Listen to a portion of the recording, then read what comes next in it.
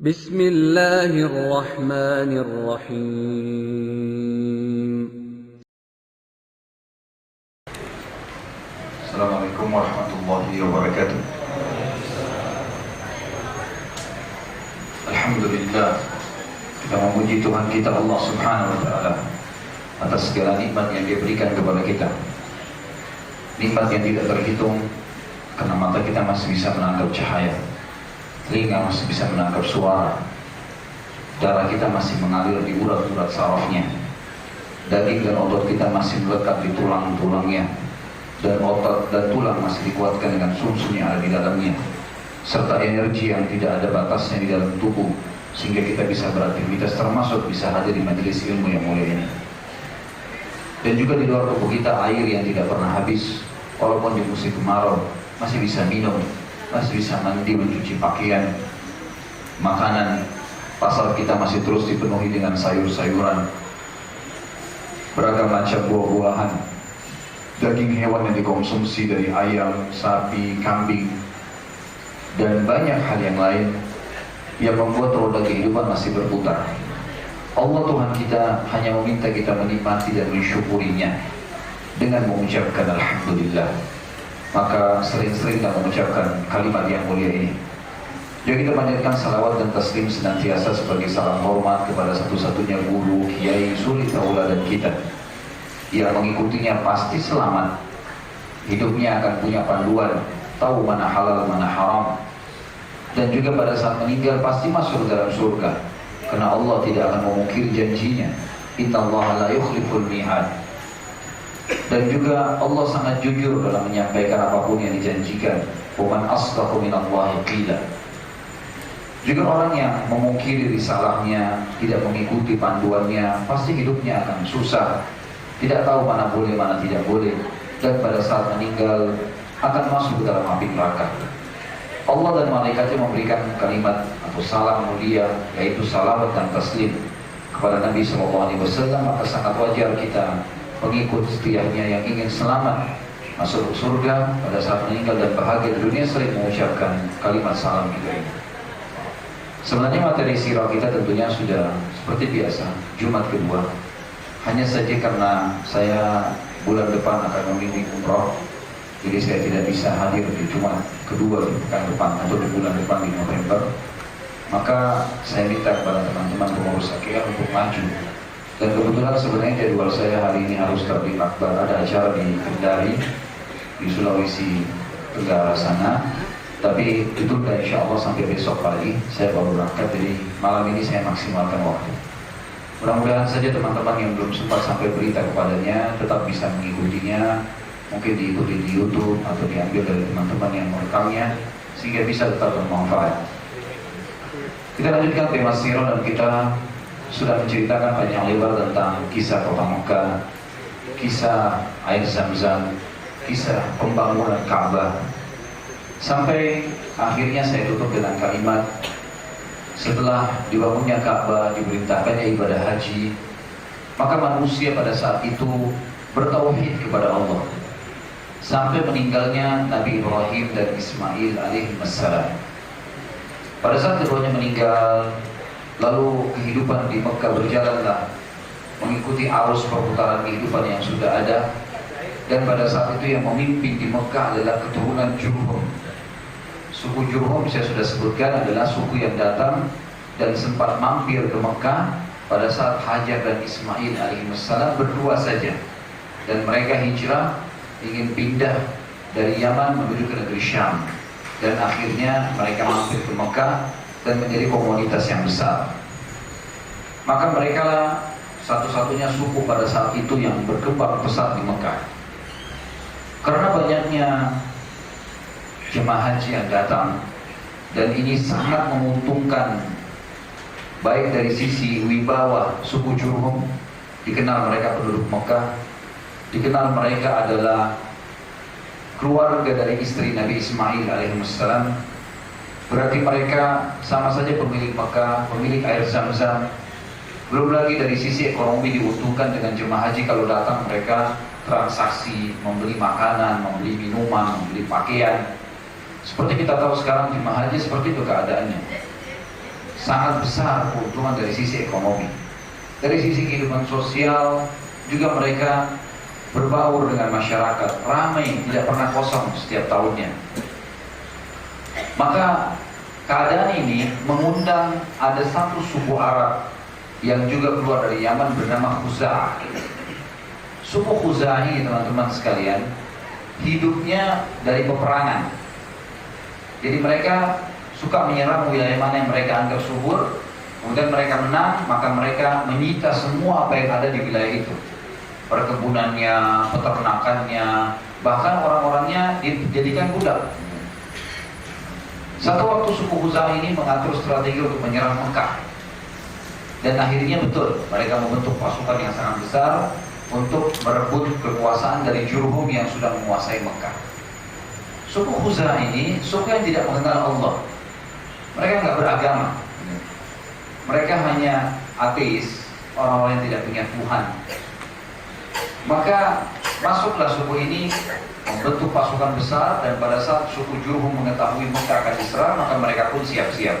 Hingga cerita dalam sejarah dikatakan terjadilah pertempuran besar di antara mereka. Pada saat terjadi pertempuran besar, berjalanlah sampai mendekati waktu 2 bulan pengepungan Mekah.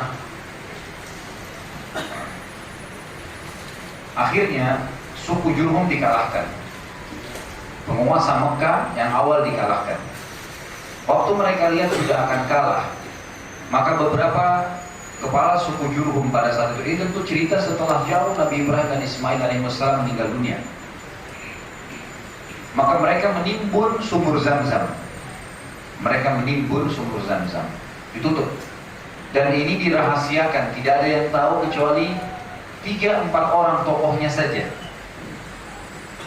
Setelah mereka menimbun sumur Zam-Zam tersebut, disamaratakan dengan tanah, ditutup secara total. Dan pada saat itu memang sumber kehidupan Mekah ada di air Zam-Zam, padang pasir. Gak ada sesuatu yang bisa menghidupkan setelah Allah Subhanahu Wa Taala yang telah menurunkan hujan, ya, kecuali air tadi.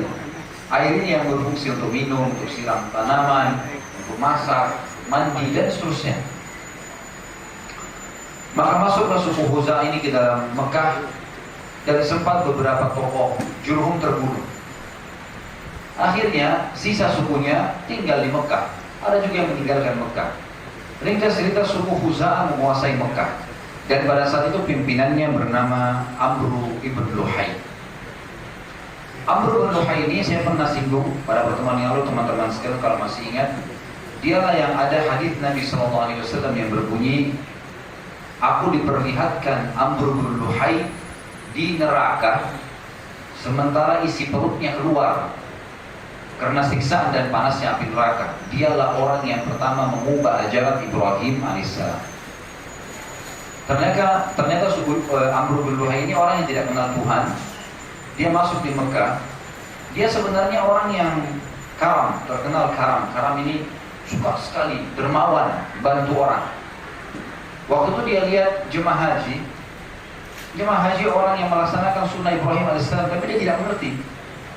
Dia lihat orang banyak berkumpul, dan dia lihat tradisi orang-orang Mekah memberikan makan dan minum jemaah haji, maka dia ikut-ikutan. Tapi karena dia orang kaya raya, jadi sukunya selalu menyerang satu lokasi tadi, kemudian mengambil semua haknya. Jadi kaya raya dia.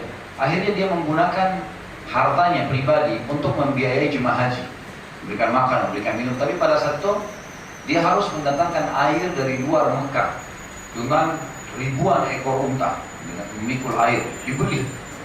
Dan suku Khuza'ah ini berkuasa di Mekah sekitar 300-500 tahun. Pada saat itu tidak ada air sama sekali, nggak ada air Zam-Zam. Dan nanti akan kita singgung, air Zam-Zam ini akan ditemukan kembali oleh Abdul Muttalib, kakek Nabi SAW, dan itu rahasia kenapa Abdul Muttalib bisa menjadi Raja Mekah pada saat itu. Padahal dia tadinya masyarakat biasa. Karena dia menemukan kembali air Zam-Zam yang ditimbun oleh suku Jurhum ini. Amr bin Luhai, dia terus memikirkan bagaimana caranya supaya mendapatkan air. Tetapi masyarakat dari suku Jurhum tidak semuanya tahu.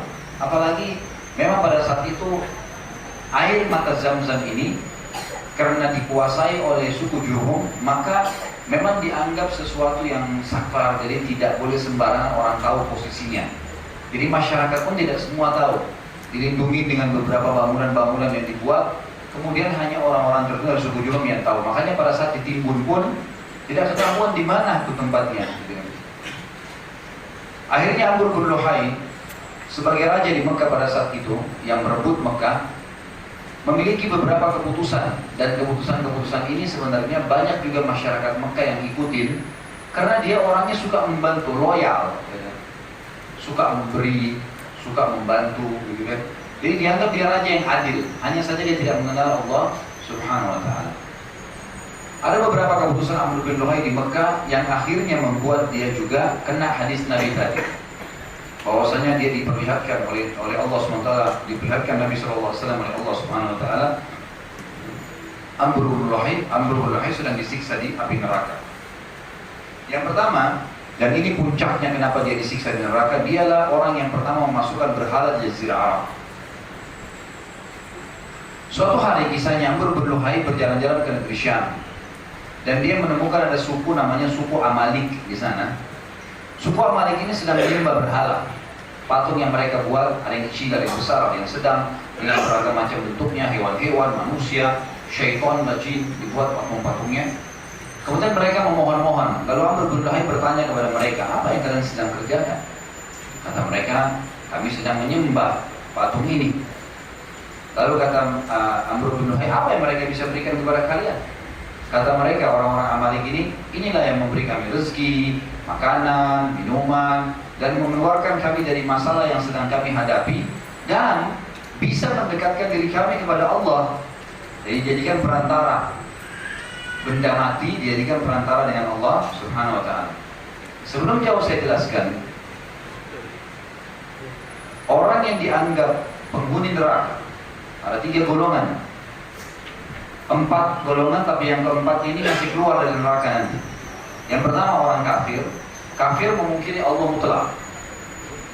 Yang kedua orang musyrik, mempartisipasikan Allah dengan makhluknya. Yang ketiga orang munafik. Ini 3 golongan, kafir, musyrik, munafik, ini dikekal di api neraka. Yang keempat asi, orang yang bermaksiat, beriman tapi bermaksiat, ini dosanya kalau sudah bersih dikeluarkan dari neraka. Di sini orang-orang melakukan kemusyrikan. Mereka menyembah berhala-berhala tersebut, tapi mereka mengenal Allah. Amr bin Luhai pernah mendengar istilah Allah oleh orang Mekah. Mereka punya Tuhan namanya Allah. Amr bin Luhai sempat bertanya beberapa hal, tapi dia masih belum dapat keterangan yang lengkap. Begitu dia dengar dari orang-orang Amalik ini, ternyata patung-patung ini bisa dijadikan perantara dengan Allah yang dianggap Tuhan oleh masyarakat Mekah, maka dia pun mengatakan, marilah berikan kepada saya beberapa patung itu, saya beli. Saya ingin membawa ke Mekah karena kami tidak punya air di Mekah. Mungkin patung ini bisa membantu. Berjalanlah waktu, Amr bin Luhai pun membawa pulang patung tersebut, dan patung yang pertama sekali dimasukkan di Mekah bernama Hubal. Patung Hubal. Ia lalu meletakkan patung tersebut di dekat Ka'bah. Lalu ia berkata kepada masyarakat Mekah, Allah Tuhan kalian akan menerima permintaan kalian untuk dapat air kalau kalian melalui perantara patung ini. Orang-orang Mekah sudah lama, ceritanya sudah beberapa generasi dari meninggalnya Ismail dan Ibrahim alaihissalam. Maka mereka pun akhirnya ikut. Akhirnya ada mayoritas masyarakat Mekah mulai datang, lalu minta-minta kepada Hubal ini. Wahai Hubal, kaulah perantara antara kami dengan Allah, mudahkanlah agar turun hujan buat kami, atau kami menemukan kembali mata air, dan seterusnya. Akhirnya Amr bin Luhai melihat banyak masyarakat datang menyembah berhala tersebut. Maka dia pun akhirnya mengembangkan instruksinya untuk memasukkan lebih banyak lagi patung. Akhirnya dia ke negeri Syam kembali, lalu dia datangkan patung-patung yang sangat banyak di sana. Kemudian dia perintahkan agar setiap suku Mekah pada saat itu untuk menyembah patung masing-masing. Jadi misalnya di Mekah ada 20 suku.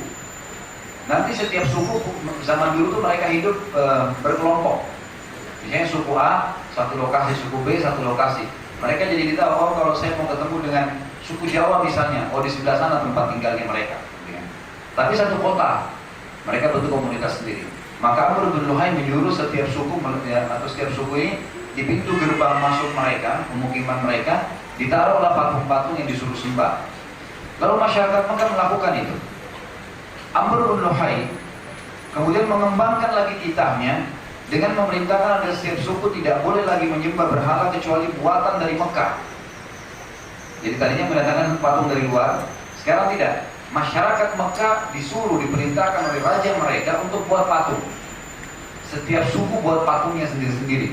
Dan setiap suku punya hak untuk menjual patungnya kepada orang lain, suku lain. Makin banyak patung di rumah seseorang, maka makin diijabah doanya. Begitu keyakinan mereka pada saat itu. Maka setiap suku ini saling membeli patung satu sama yang lain. Lebih parah daripada itu, karena semua orang yang datang haji menjadikan masyarakat Mekah sebagai tolok ukur. Maka mereka pun ikut-ikutan. Banyak yang jahil tidak mengerti lalu tanya, kenapa kalian buat patung? Patung perantara antara kami dengan Allah. Akhirnya orang-orang pun pada membeli patung-patung tersebut dan akhirnya tersebar ke seluruh Jazirah Arab. Sampai-sampai di wilayah Mekah atau di wilayah Jazirah Arab waktu itu terkenal banyak sekali patung-patung yang besar. Seperti Hubal, dianggap patung pertama disembah oleh masyarakat Mekah.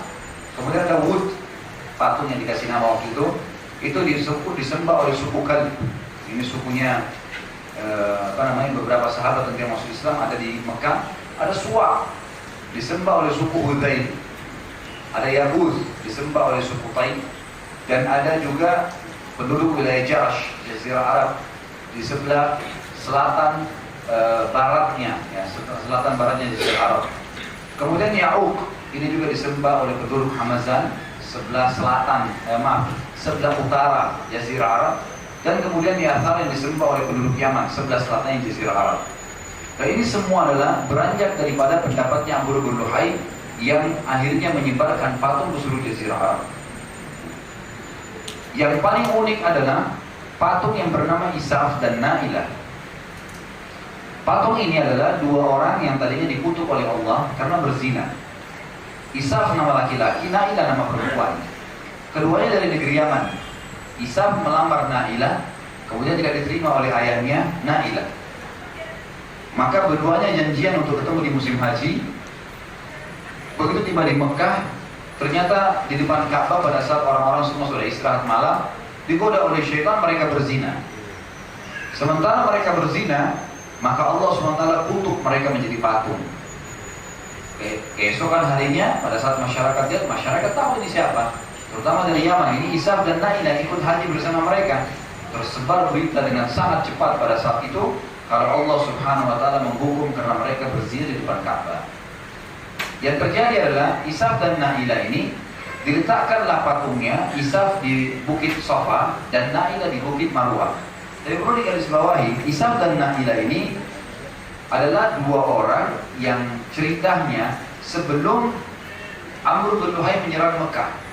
Jadi ini jauh sebelumnya.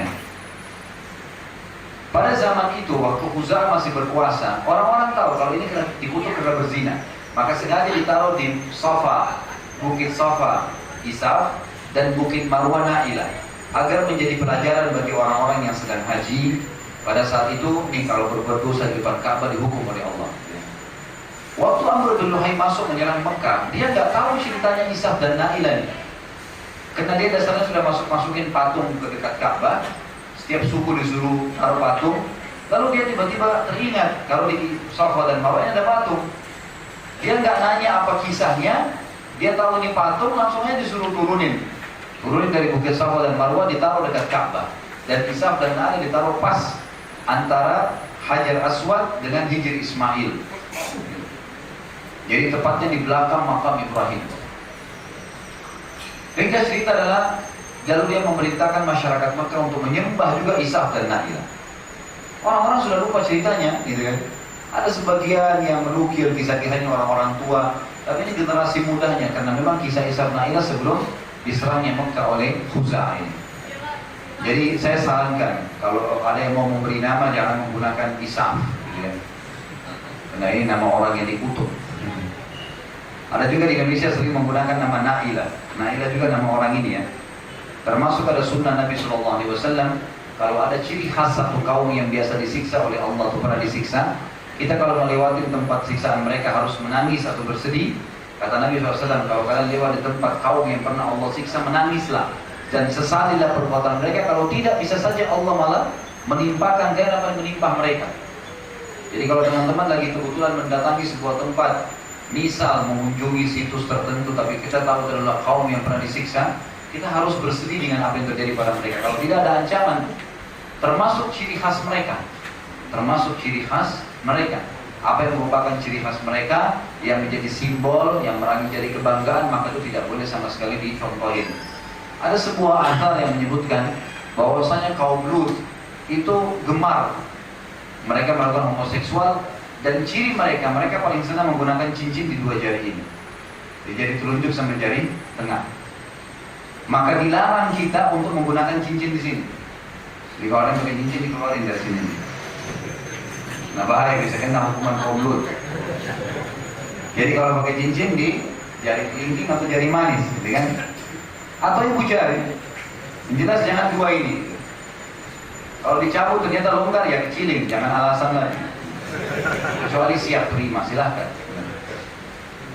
Yang jelas apapun yang merupakan penyebab kaum yang disiksa, kalau kita dapat informasinya, usahakan dijauhi.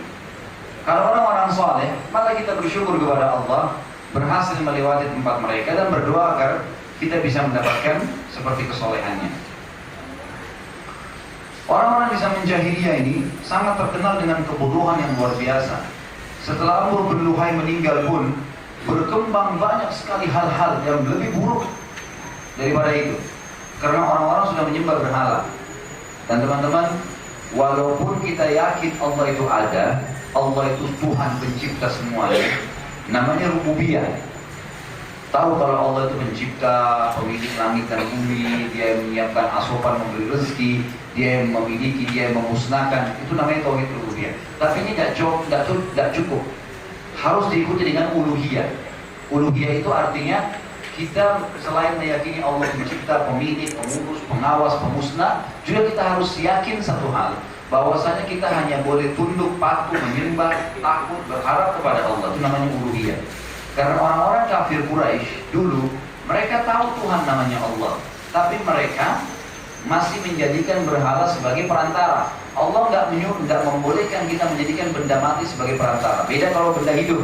Maksudnya benda hidup ini manusia, misal orang tua kita masih hidup, ada orang soleh, lalu kita mengatakan doakan saya, itu nggak masalah. Tapi kalau kita datang ke kuburan minta, itu nggak ada ajaran. Nah benda mati, makanya Imam Nawawi pun mengatakan rahimahullah, salah satu tokoh mazhab Syafi'i yang terkenal, beliau mengatakan saya bingung dan heran melihat ada orang yang minta-minta di kuburan, sementara yang dalam kuburan manusia biasa seperti dia yang sudah jadi tulang belulang. Kalau dia yakin kuburan tersebut bisa berikan manfaat, maka tentu saja pemilik kuburan tersebut Allah, penciptanya, tanah itu, batu itu, orang yang di dalamnya jauh lebih mampu. Dan memang Allah SWT sudah mengatakan dalam Al-Quran, wa idza sa'alaka ibadi 'anni fa inni qarib ujibu da'watad da'i idza da'an falyastajibu li wal yu'minu bi la'allahum yarshudun. Kalau ada orang menanyakan kepadaku tentang aku, hai Muhammad, katakan aku sangat dekat. Aku akan menjawab apapun yang mereka sampaikan itu. Maka semestinya mereka memohon kepadaku, hanya tunduk kepadaku, mereka beriman kepadaku agar mereka mendapatkan petunjuk, kata Allah SWT. Banyak orang, saya luruskan poin ini dulu, di Indonesia ini banyak dalam sholat yang mengatakan iyyaka na'budu wa iyyaka nasta'in. Apa artinya iyyaka? Hanya kepadamu kami menyembah, hanya kepadamu kami minta tolong. Selesai salah minta kuburan sebelah masjidnya. Mana coba komitmennya tadi? Iyyaka na'budu wa iyyaka nasta'in. Berobat ke dokter, tidak pernah hatinya hadir sedikit pun untuk Allah. Allah itu berdoa di umur 30 kan. Yang paling pertama, dok saya sakit ini, bagaimana caranya supaya saya sembuh? Itu nggak bakal sembuh-sembuh, itu susah. Sebelum berobat ke dokter, berdoa dulu sama Allah. Ya Allah, saya sakit, mudahkan agar dokter ini, resep ini menjadi penyebab saya sembuh. Itu insya Allah sembuh tuh, gitu kan? Karena ada hadis qudsi berhubungan dengan masalah itu. Hadis sahih kata Nabi SAW, Allah berfirman, wahai anak Adam, kalau kau menggantungkan nasibmu pada aku akan penuhi kebutuhanmu. Dan kalau kau menggantungkan nasibmu pada selain aku, Aku akan membiarkan kau dan tidak akan datang padamu kecuali yang sudah aku tentukan. Percuma saja gitu kan. Maka harus dipahami masalah ini. Kalau manusia masih hidup boleh kita menjadikan perantara dengan Allah SWT. Tapi kalau sudah mati tidak dibolehkan. Umar bin Khattab radhiyallahu anhu menceritakan tentang keadaan beliau di zaman jahiliyah itu, sebelum masuk Islam, tentang masalah berhala ini. Beliau berkata, suatu waktu beliau pernah tersenyum tiba-tiba. Lalu ditanya oleh beberapa orang, kenapa waktu jadi khalifah ya? Kenapa kenapa anda tertawa? Kata Umar radhiyallahu anhu, saya tiba-tiba teringat dulu di zaman jahiliyah. Kami di Mekah dulu selalu bergantung pada berhala, dan karena instruksi Amr bin Luhai sudah meninggal dulu, sudah jauh nih. Umar bin Khattab dulu lahir sudah jauh sekali, sudah mungkin bedanya ratusan tahun gitu kan. Jadi sudah mengakar tuh penyembahan berhala. Kata Umar bin Khattab, kami sudah yakin waktu itu di Mekah, setiap orang Mekah harus buat patung sebagai Tuhannya. Kalau rusak patungnya dia harus buat lagi. Dan harus patung dari Mekah, harus tanah dari Mekah, atau sesuatu dari Mekah. Dia bilang satu waktu saya pernah musafir ke satu tempat, saya lupa bawa patung dari Mekah. Lalu di tengah jalan saya mau memohon keselamatan pada Tuhan saya, bagaimana caranya? Saya tidak temukan dari Mekah, ada banyak tanah, ada banyak batu, tapi padang pasir, bukan Mekah. Instruksinya harus dari Mekah. Dia bilang saya tidak temukan dari Mekah kecuali kurma yang saya makan.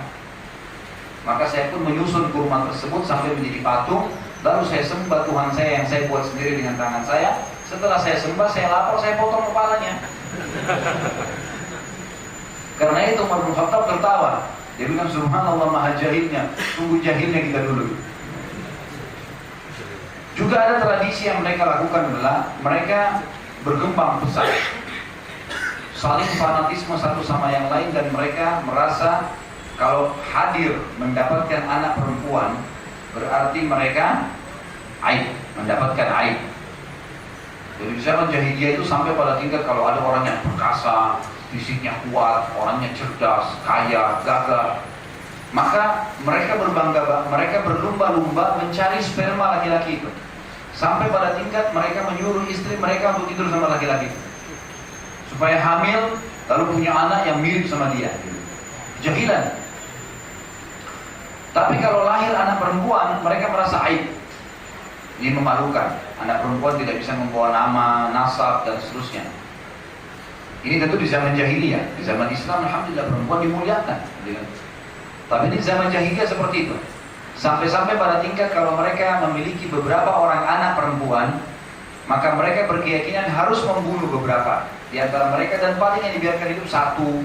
Kalau mereka punya lebih dari satu orang anak perempuan, yang lainnya harus dibunuh, yang satu saja dibiarkan hidup untuk perkembangan biakan manusia. Tradisi ini Allah ceritakan dalam surah An-Nahl, surah nomor 16 ayat 58 sampai 59.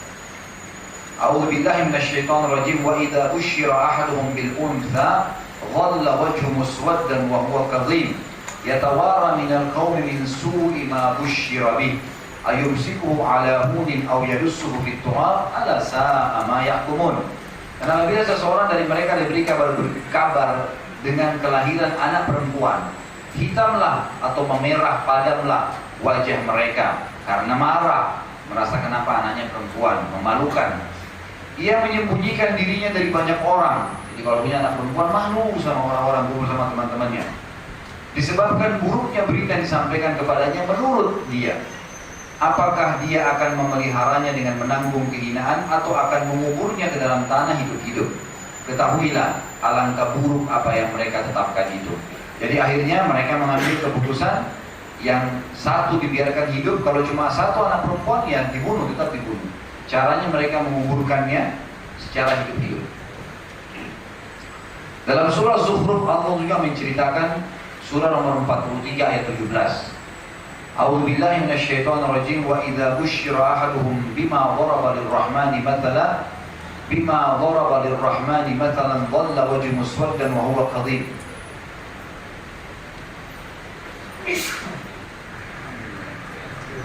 Alhamdulillah. Alhamdulillah. Tidak semangat ini. Loh, belum makan malam apa? Puasa nggak tadi? Alhamdulillah. Sebentar saya minum ya.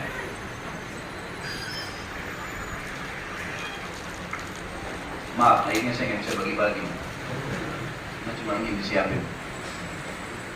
Dikatakan dalam ayat ini, jadi tradisi orang-orang Mekah, teman-teman sekalian, mereka itu berkata, isu di sebalik di antara mereka, kalau malaikat-malaikat itu anak perempuannya Allah.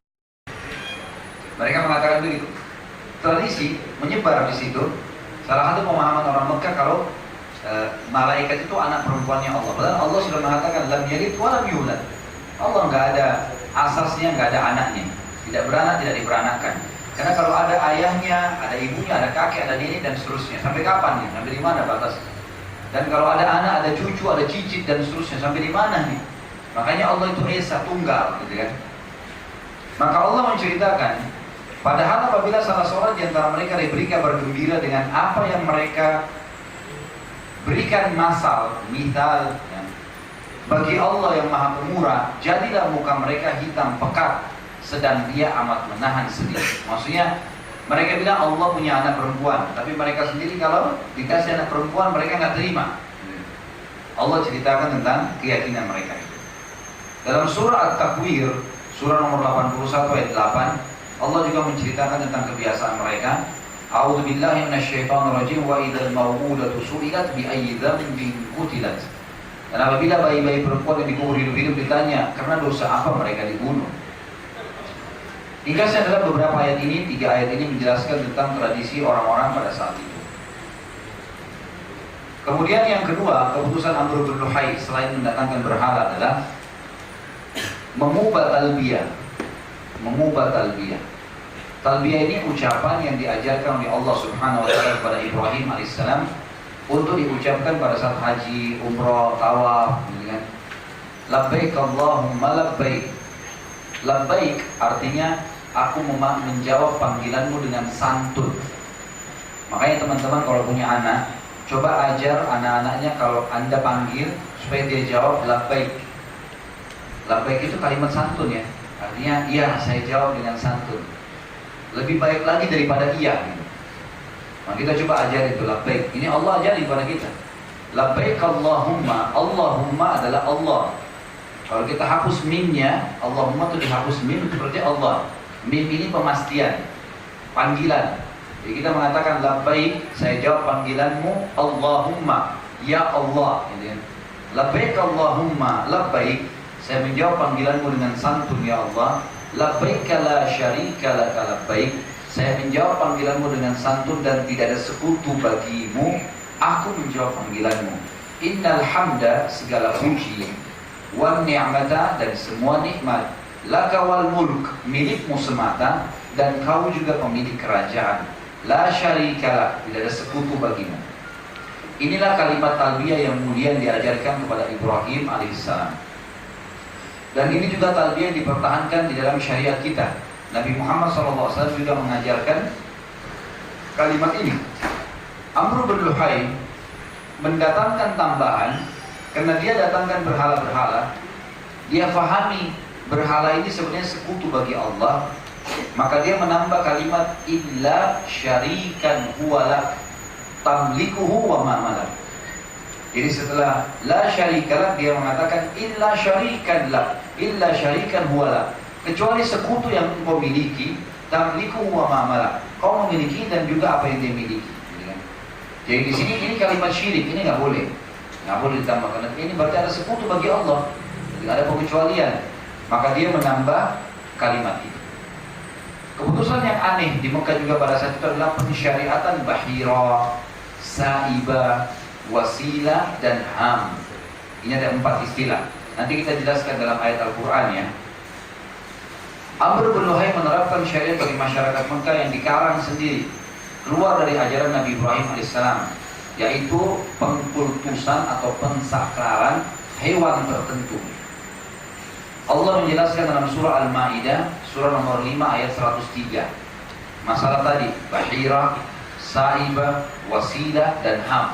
Ini 4 sebenarnya nama-nama istilah hewan ya, yang dia keluarkan sendiri syariat itu. Allah mengatakan, A'udzubillahi minasyaitonirrajim, Ma ja'alallahu min bahiratin wala sa'ibatin wala wasilatin wala ham. Ma ja'alallahu min bahiratin wala sa'ibatin wala wasilatin wala ham walakin alladhina kafaru yaftaruna 'ala Allahi al-kadhiba wa aktsaruhum la ya'qilun.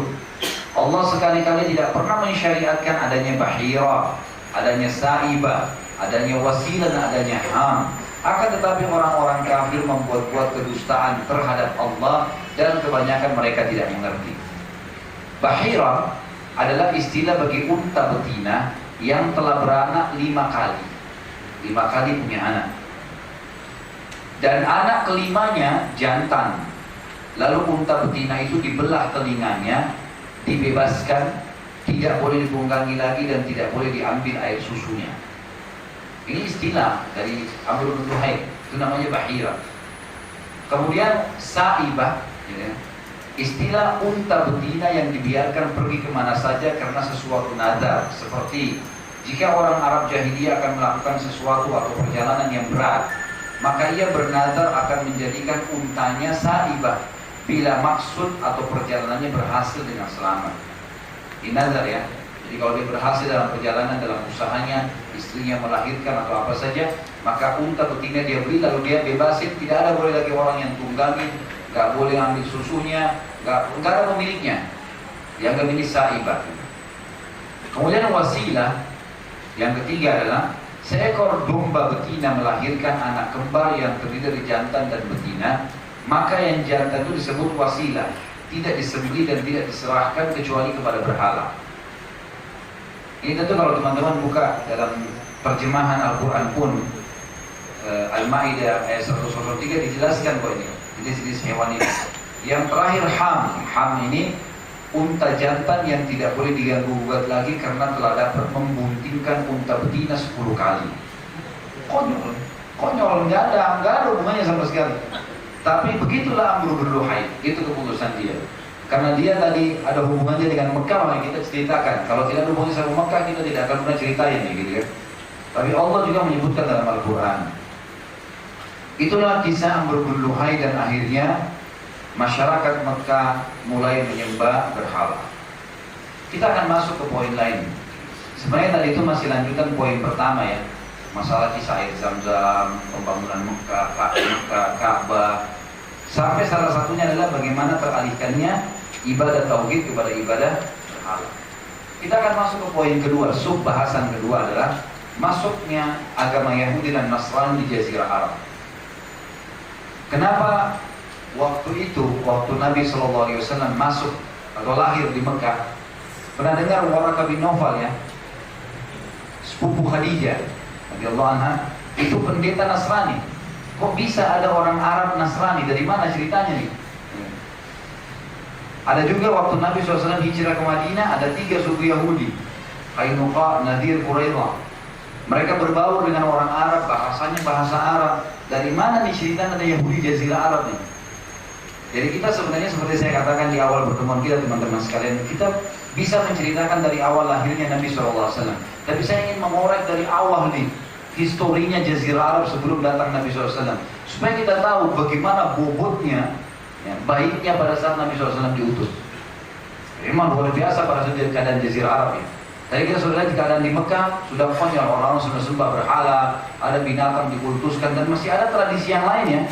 Ada tradisi dulu kalau bangkai, ya, kalau kambing, unta mati, tradisi orang-orang Arab jahiliyah di Mekah dulu itu mereka boleh memakan bangkai itu, laki-lakinya, perempuannya nggak boleh. Jadi tidak ada sesuatu yang tidak ada manfaatnya. Ada juga tradisi mereka mengharuskan di Mekah dulu, kalau tawaf harus pakai baju dari Mekah, supaya masyarakat Mekah bisa jual bajunya. Nah, orang yang datang miskin haji, nggak ada duitnya, harus tawaf telanjang. Jadi mereka tawaf telanjang di Mekah dulu.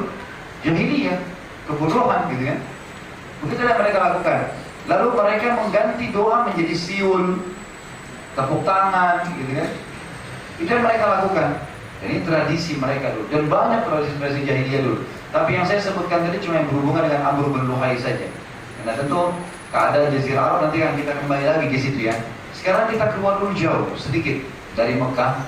Kita mau tahu Jazirah Arab secara global. Bagaimana ada agama Samawiyah atau profetis di Jazirah Arab, Yahudi dan Nasrani. Saya akan mulai dengan masuknya agama Yahudi di Jazirah Arab. Terkadang muncul pertanyaan yang tadi saya bilang, bagaimana bisa di Jazirah Arab ada orang Yahudi? Apalagi tinggal di Madinah. Sebelum Nabi SAW lahir sudah di Madinah mereka, turun-temurun. Banyak ahli sejarah diantaranya Ibnu Athir, Ibnu Katsir, dan lain-lainnya menyebutkan bahwa kisahnya berawal dari seseorang yang bernama Rabi'ah bin Nasr. Rabi'ah bin Nasr. Coba konsentrasi sedikit karena ini histori, tapi sambil santai saja ya.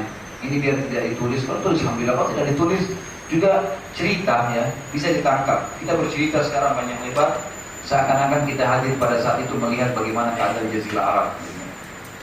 Rabi'ah bin Nasr seorang raja di negeri Yaman. Ia bermimpi sesuatu yang membuatnya gelisah tentang adanya gangguan pada keluarganya. Dia ada keluarganya dibunuh, ada keluarganya yang berlari-larian, ada keluarganya yang dia coba selamatkan. Pada zaman itu dia kebetulan raja di Yaman ya. Pada zaman itu orang banyak mempercayai dukun dan peramal, dan orang di Yaman itu penyembah api. Mereka menyembah api. Lalu Rabi'ah bin Nasr bertanya kepada para dukun dan peramalnya tentang mimpinya, dan mereka berkata, akan datang pasukan dari Ahbash. Ahbash ini Ethiopia. Kebetulan Yaman, kalau teman-teman lihat petahnya, dia berada di selatan Jazirah Arab, bagian bawah. Sama Indonesia ini ada di selatan Jazirah Arab ya. Kita di bawahnya Yaman lagi. Di sebelah baratnya Yaman, cuma seberangi Laut Merah, itu sudah sampai ke negara namanya Ethiopia di Afrika. Sekarang tentu negara ini miskin ya, tapi dulu itu zaman kekuatan besar Ethiopia. Dulu kita tahu di zaman Nabi SAW nanti kan kita sebutkan ada raja namanya Najasyi, dan punya kekuatan yang sangat kuat. Dulu itu kerajaan Nasara yang sangat besar, gitu ya. Jadi dulu ada 2 titik kerajaan Nasrani yang besar sekali di zaman Nabi SAW lahir. Ada Bizantium di negeri Syam, kemudian pusatnya itu ada di Konstantinopel di Turki, dan yang kedua di Afrika di Ethiopia, di Habasyah. Nanti kita ceritain sebentar. Ringkas cerita adalah waktu itu saingannya Yaman yang terdekat yang kuat adalah Ethiopia di seberang Laut Merah. Maka peramal dan dukun ini ngarang-ngarang saja, nanti akan datang tentara dari sebelah tuh menyerang kerajaan Anda dan merebut Yaman. Karena khawatir akan kebenaran berita tersebut, maka Rabi'ah bin Nasr mengungsikan sebagian besar keluarganya ke wilayah Irak. Irak itu wilayah timurnya Jazirah Arab. Jadi wilayah baratnya dari Ethiopia, jauh antara timur sama barat. Dia mengasingkan ke wilayah Irak, tepatnya wilayah Hira namanya. Dan akhirnya wilayah tersebut dikuasai oleh anak keturunannya dia, salah satunya adalah Nu'man ibn Munzir, salah satu raja yang masyhur di wilayah Irak dari keturunan Rabi'ah bin Nasr. Pada saat Rabi'ah bin Nasr meninggal, beberapa generasi keturunannya melanjutkan kerajaannya, sampai muncullah salah satu dari anak dia yang bernama Tabban As'ad. Tabban As'ad ini cucunya Rabi'ah bin Nasr. Orangnya secara fisik kuat, gagah, pinter, keturunannya banyak, kekayaannya banyak, luar biasa. Sampai-sampai karena kuatnya dia dengan pasukan militernya, sampai Raja Yaman diberikan istilah dengan Tubba. Dari nama dia, Tabban, gitu ya. Diberikan nama Tubba. Dan pada saat itu tentu ada istilah-istilah bagi raja-raja ya. Kalau raja yang punya kekuatan maka dikasih istilah. Seperti misalnya Raja Ethiopia Najasyi. Najasyi itu istilah. Seperti kalau Mesir Fir'aun. Tapi Fir'aun ini istilah bagi raja yang bernobat ya. Jadi istilah untuk nama kebesaran. Nanti Fir'aun itu ada nama-nama individunya kayak Ramses II, Ramses III, Ramses XII dan seterusnya gitu kan. Ada nama-namanya lagi. Ini nama hanya simbol karena memang ada satu raja yang berhasil mencapai tingkat tadi, paling kaya, paling kuat, paling gagah, punya keturunan banyak dan seterusnya. Di Ethiopia sama di Eropa, di wilayah Kristen Nasara diberikan gelar dengan kaisar, dan di wilayah Persia itu diberikan julukan dengan Kisra. Ini adalah istilah pada saat itu. Nah, Tabban As'ad ini saking kuatnya, secara fisik, secara militer, secara ekonomi, sampai-sampai dia bisa dimunculkanlah nama khusus kekuatan Yaman karena kuat, diberikan istilah juga Tuba. Jadi seperti dia bersaing dengan Najasyi, bersaing dengan Kaisar Romawi, bersaing dengan Kisra daripada negeri Persia. Di antara raja Yaman yang masyhur adalah Taban As'ad tadi ini. Wilayah kekuasaannya meliputi seluruh wilayah Yaman dan dia berhasil menguasai seluruh Jazirah Arab, masuk di bawah kekuasaan dia. Taban As'ad terkenal sangat menyukai perniagaan. Ia pun akhirnya melakukan perjalanan perniagaan di kota-kota Jazirah Arab yang sudah ditaklukkan sama dia. Suatu hari dia tiba di Yathrib. Yathrib ini nama lainnya kota Madinah. Dia tiba di Yathrib. Lalu dia pun melihat orang-orang Yathrib suka transaksi jual beli.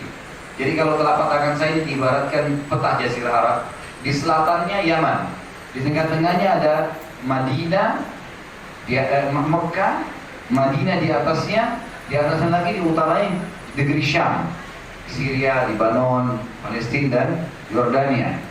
Nah, orang-orang yang dulu terkenal punya kekuatan adalah wilayah Yaman karena ada Taban As'ad punya kekuatan dan mereka di pinggir pantai. Di wilayah utara Jazirah Arab, negeri Syam terkenal. Kalau antum sering baca Rihlat Asy-Syita'i was-Sayf, perjalanan orang Quraisy yang di musim dingin, musim panas. Nah, itu perjalanan ke Yaman dan ke negeri Syam. Mereka transaksi. Perjalanan itu yang dimaksudnya. Maka Taban As'ad melihat di tengah-tengah antara Yaman sama Syam ada Mekah sama Madinah. Madinah ini wilayah yang lebih dekat ke negeri Syam. Maka umumnya produk yang ada di Madinah dari negeri Syam. Makanya orang-orang Mekah yang berada di bawah Madinah itu nanti kita tahu pada saat terjadi perang Badr, perang Uhud, gitu kan? Itu banyak kafilah-kafilah Quraisy yang dagang, mereka ngambil barang dari negeri Syam. Mereka kalau mau pergi ke negeri Syam lewati Madinah, mereka kalau pulang juga mau ke Mekah lewati Madinah. Di situlah Nabi SAW menahan kafilah-kafilah dagang mereka. Seperti itu gambarannya. Baik, Taban As'ad melihat masyarakat Madinah potensi untuk dijadikan sebagai tempat untuk berbisnis. Dia tinggalkan anaknya di sana. Ringkas cerita adalah anaknya ini sempat cekcok dengan salah satu masyarakat Madinah. Akhirnya bunuh-bunuhan, terbunuhlah anaknya Taban As'ad. Mendengar berita tersebut, Taban As'ad emosi, marah, kemudian membentuk pasukan yang sangat besar. Lalu kemudian dia tiba-tiba mengepung Madinah. Taban As'ad waktu itu ada satu hal yang dinukil dalam sejarah.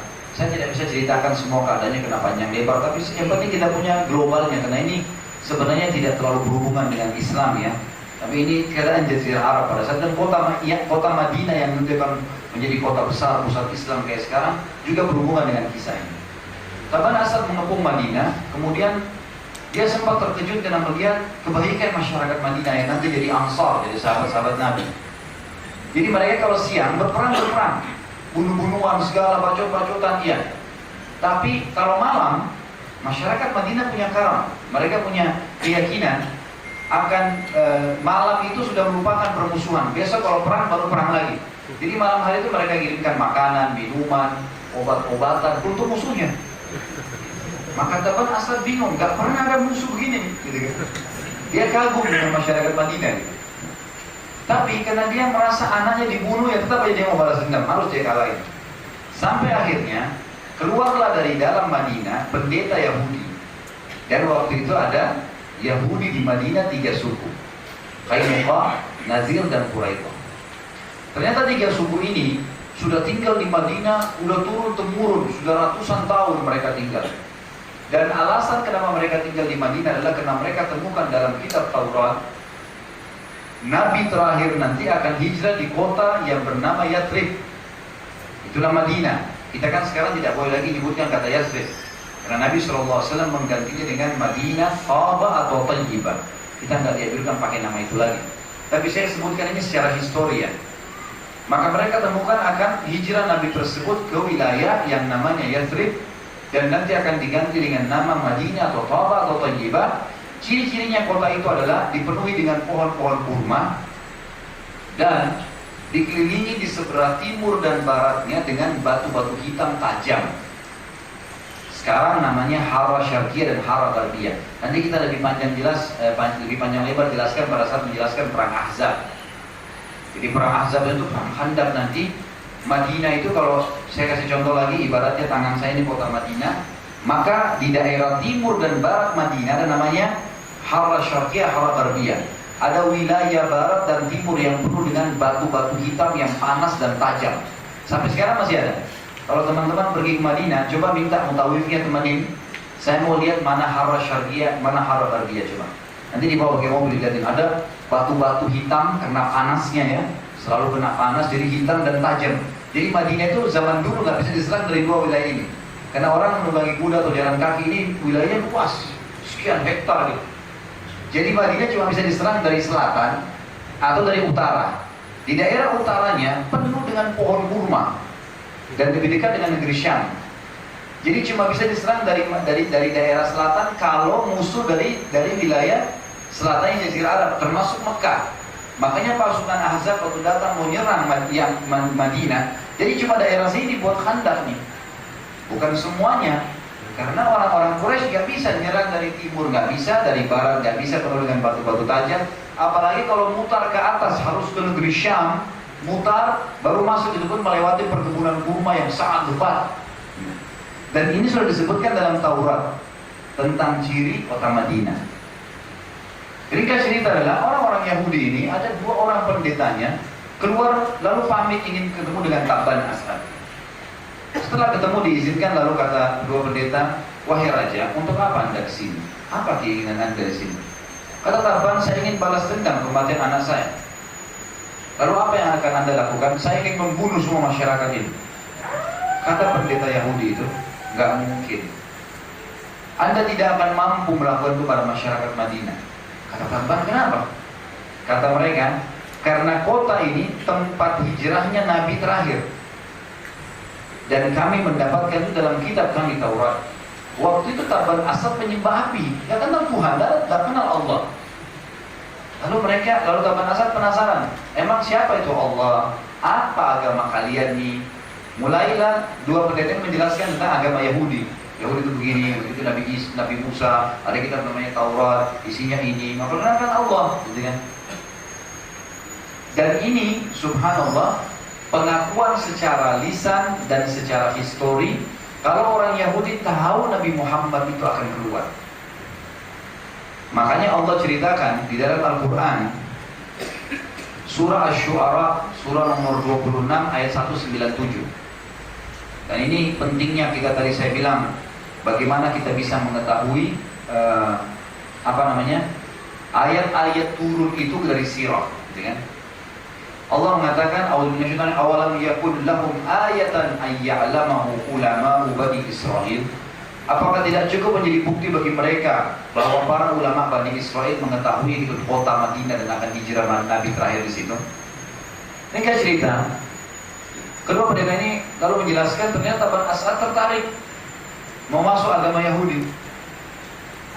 Lalu dia ikrarkanlah masuk agama Yahudi. Dan dia minta dua pendeta itu untuk ikut ke negeri Yaman menjelaskan tentang agama Yahudi. Pendetanya setuju, baiklah. Dan Tabban As'ad akhirnya mengurungkan niatnya untuk menyerang Madinah. Ini histori pada saat itu ya. Lalu terjadilah ikut. Pada saat pulang, dari tadi Jazirah Arab, saya masih ingat, saya bilang Madinah dulu baru Mekah ya, baru Yaman. Jadi Tabban As'ad dari Madinah mau pulang ke Yaman harus lewati Mekah dulu. Nah, pas lewat di pinggir Mekah, gitu kan, ada suku di situ, suku namanya Huzail. Suku Huzail ini tinggal kurang lebih 80 km, 100 km dari kota Mekah. Suku Huzail ini suku yang munafik, tidak suka dengan masyarakat Madinah, tidak suka sama masyarakat Mekah. Apa sebab? Permusuhan suku saja gitu. Maka waktu dia lihat pasukannya, mereka lihat pasukannya Tabban As'ad lewat, mampir di sekitar perbatasan Mekah, lewat untuk pergi ke Yaman. Maka beberapa orang dari Huzail datang kepada Tabban As'ad tanpa sepengetahuan dua pendeta Yahudi itu. Lalu berkata, wahai raja, maukah anda mendapatkan harta yang banyak tanpa pengorbanan yang besar dan banyak mudah, cuma tinggal merobohkan sebuah rumah? Kata Tabban As'ad, tentu saja. Di mana itu? Maka mereka bilang, nih di depan Anda ada kota namanya Mekah. Di dalamnya ada rumah dikultuskan oleh penduduknya. Di bawahnya banyak emas. Bukan bangunan itu, karena suku Huzail ini rupanya secara ekonomi pun, waktu ada Ka'bah, ada haji, mereka pun bergantung ekonomi dengan Mekah, tapi mereka tidak mampu menyerang Mekah, gitu kan? Maka mereka ingin menghancurkan ekonominya Mekah, tapi mereka juga ingin dengan cara menghancurkan Ka'bah. Ini habis nih. Kalau Ka'bah habis berarti sudah tidak ada lagi. Si Tabban Asad tidak ngerti nih apa Ka'bah, belum ngerti, belum tahu apa-apa. Maka dia bilang baiklah. Dan memang pada zaman itu, kalau ada orang di Mekah yang merasa punya kelebihan rezeki, maka mereka membuat patung-patung emas. Rusalah, patung apalah, terus dikubur di bawah Ka'bah. Jadi memang Ka'bah itu banyak emasnya memang. Maka Tabban Asad pun mau menyusun pasukannya lalu mau menyerang Mekah. Waktu sudah ngatur pasukan semua, dua pendeta ini lihat, ini persiapannya bukan persiapan untuk jalan ke Yaman, tapi ada pengaturan pasukan, kayak mau menyerang. Ditanya sama pendeta itu, mau kemana Anda Tabban Asad? Raja Tabban mau kemana? Saya ingin masuk ke kota ini. Katanya suku Huzail bilang di situ ada rumah, ada banyak emasnya, masyarakatnya juga lemah. Kalau mereka lihat saya tidak akan melawan. Kata dua pendeta tersebut, demi Allah, sesungguhnya suku Huzail hanya ingin menyusahkan Anda. Mereka mau menipu Anda. Kami tidak pernah tahu, ini pengakuan Yahudi yang lainnya, kami tidak pernah tahu ada rumah di muka bumi untuk Allah kecuali ini. Ini Ka'bah rumahnya Allah. Lalu Tabban Asad kaget, lalu dia berkata, lalu apa saran kalian? Saya harus buat apa? Engkau harus masuk ke sana, engkau tawaf, hormatin rumah itu. Dan itulah ajaran Nabi Ibrahim dan Nabi Musa. Maka diajarkanlah cara tawafnya. Waktu Tabban mau masuk, pendetanya tidak ikut, tunggu di kemah. Ditanya sama pendeta, sama Tabban, kenapa kalian tidak ikut? Dia bilang, kami para ulamanya Yahudi. Kami nggak mungkin tawaf di situ sementara ada berhala-berhala. Tidak ada berhala di situ. Tinggal cerita Tabban Asad tawaf di situ. Dan ini juga muncul awal kisah Kiswa. Kiswa tahu ya? Bungkusannya Ka'bah. Nah, awal kisahnya dari Tabban Asad. Setelah dia tawaf, rupanya dengan tulus ikhlas pada saat itu, lalu dia tertidur dekat Ka'bah, mimpi dia memberikan kain Ka'bah. Lalu dia bangun, dia suruh pengikutnya untuk memberikan kain Ka'bah. Dia nginap sampai 3 hari, hari kedua dia mimpi lagi dia memberikan kain yang lebih bagus. Maka dia berikan kain yang lebih bagus dari Ka'bah. Ringkas cerita adalah sampai akhirnya dia memperindah Ka'bah tersebut, lalu kemudian dia pergi ke Yaman. Dan ini ulama sejarah sepakat mengatakan awal kiswah muncul dari Tabban Asad ini. Dan di zaman Nabi SAW, Nabi tidak larang, malah Nabi SAW membiarkan kiswah itu diberikan, dan sampai sekarang kita tahu ulama kita menjalankannya. Ringkas cerita, setelah 3 hari Tabban Asad pulang ke Yaman bersama dengan dua pendeta tadi. Begitu tiba di Yaman, teman-teman sekalian, Tabban Asad mengumpulkan masyarakatnya, lalu memperkenalkan agama Yahudi, memperkenalkan Allah, memperkenalkan Nabi Musa, tapi masyarakatnya nolak. Karena mereka sudah bertahun-tahun, ya ini sudah ratusan tahun tradisi menyembah api. Lalu mereka biasanya, tradisi mereka, jadi ada satu tempat yang besar kayak kuil, di dalamnya itu ada api besar sekali. Ditutup dengan bangunan, dan api itu setiap hari terus dibakar, dinyalakan terus. Ada pintu gerbangnya. Pintu gerbangnya dibuat dari besi pada saat itu. Kalau ada orang yang bertengkar, ribut, 2 orang, siapapun dia, disuruh berdiri di depan pintu itu, kemudian dibukalah pintu tersebut. Siapa yang pertama disambar oleh api, berarti dia yang salah. Ini tradisi dulu, jangan dibuat sekarang ya. Jahiliyah ini. Ini cerita dulu histori, saya bilang tadi sejarah, gitu ya. Itu keyakinan mereka pada saat itu. Maka para pemuka-pemuka masyarakat Yaman bilang kepada Tabban Asad, begini aja raja, bagaimana kalau memang ajaran yang anggap bahwa ini benar, kita pertemukan antara pendeta-pendeta Yahudi ini sama pendeta-pendeta kita, penyembah api ini, yang suka minta-minta, yang baca-baca doa-doanya apa di depan api ini. Hanya ulamanya mereka. Kita berdirikan mereka berdua di depan pintu. Dibuka pintu tersebut. Siapa yang pertama disambar oleh api, berarti dia salah. Kalau yang disambar api ulama-ulama kami beriman ikut sama ajaran ini. Tapi kalau yang disambar adalah ulama yang Anda bawa itu, berarti kami tetap menyembah api. Ditanyalah, Taban Nasar tanya dua pendeta ini, bagaimana saran kalian? Mereka bilang nggak masalah, pasti Allah akan tunjukkan yang benar. Ya sudah, ditaruhlah di depan pintu gerbang ini satu pendeta Yahudi, satu pendeta api. Begitu dibuka, tiba-tiba api itu menyerang pendeta penyembah api. Lari dia. Sempat lari dalam sejarah katakan, sempat lari dari situ. Lalu masyarakatnya marah, harus kembali, nggak boleh. Ini masalah mengikuti yang mana, gitu kan? Dikembalikan lagi, dibuka lagi, akhirnya api tersebut menyerang dan sempat membakar pendeta tersebut. Karena kejadian itu, akhirnya satu negeri Yaman masuk Yahudi. Satu negeri Yaman masuk Yahudi.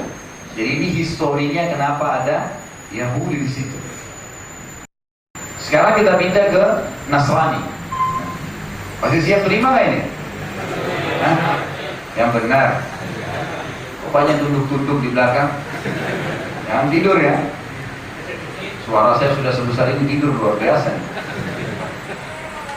Baik, kisah Nasrani. Tentu Yahudi, siapapun yang mengaku mengikut Nabi Musa dikatakan Yahudi, dan mereka ahli kitab yang disebut dalam Al-Quran.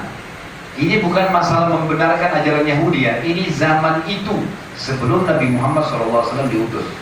Jangan salah paham, karena ada hadis Nabi SAW yang berbunyi riwayat Imam Muslim, tidak ada seorang pun dari Yahudi, Nasrani, Majusi, penyembah api yang mendengarkan saya diutus menjadi nabi, lalu mereka tidak beriman pada risalah yang saya bawa, lalu mereka meninggal dalam keyakinan tersebut kecuali pasti masuk neraka. Jadi ini harus dipahami. Saya pernah berdialog dengan satu dokter liberal. Saya nggak tahu pernah saya ceritakan nggak? Main belum aja. Langsung. Jadi saya lagi sholat di kota Makassar, Jumat, waktu itu berapa tahun yang lalu sebelum pindah ke Jakarta. Waktu itu tidak ada khutbah Jumat, lalu kemudian saya duduk di bawah mimbar gitu. Maksud saya di hadapan mimbar. Orang ini dokter di UIN, ngajar. Kebetulan dia berfaham liberal, semoga Allah berikan hidayah. Dia membahas surah Al-Baqarah 120. Walan tarda ankal yahud walan nasara hatta tatabi millatahum. Yahudi Nasrani tidak akan ridho kepada Muhammad dan pengikutmu sampai kau mengikuti mereka, gitu kan? Dia akan ada upaya terus dari mereka untuk menyesatkan kita. Awalnya dia jelaskan Yahudi itu benar, Nasrani, maksudnya tepatlah definisinya. Tapi di tengah-tengah khutbah ada kalimat yang dia ucapkan menggelitik saya. Dia bilang, kita orang Islam tidak boleh mengaku sendirian masuk surga. Jadi semua orang yang berbuat baik bisa masuk surga. Yahudi kan, Nasrani kan, pokoknya agama apa, yang penting buat baik masuk surga. Wah ini unik ini. Begitu selesai dia khutbah, sholat saya dekatin. Langsung saya berdiri, belum sempat pikir, saya bilang saya salam sama dia. Assalamualaikum warahmatullahi wabarakatuh. Dia Waalaikumsalam. Saya tanya, akhi, saya bilang saudaraku, tadi anda bilang di atas mimbar kalau semua agama itu sama dan siapapun yang berbuat baik bisa masuk surga. Benar gak itu? Orang-orang liberal ini punya satu tradisi. Mereka selalu mengejar titel akademik yang tinggi, S2, S3, supaya tidak didebati oleh orang awam. Jadi apa yang dia ngomong semuanya, oh ini profesor, ini doktor, ini harus didengar. Padahal itu tidak jadi sesuatu yang mutlak. Dia tanya saya, anda ini siapa, titelnya apa? Saya bilang, saya Khalid Basalamah, titel nggak usah ditanya. Saya tidak jauh dari anda, saya bilang. Ya memang betul, karena waktu itu saya lagi menyelesaikan disertasi S3 memang gitu kan. Jadi saya bilang saya tidak jauh dari anda, memang belum S3 waktu itu. Saya bilang saya tidak jauh dari anda. Tapi ini bukan masalah datang negosiasi masalah titel apa. Saya mau tanya, tadi anda bilang kalau agama itu semua sama, semua orang buat baik bisa masuk surga. Benar nggak itu?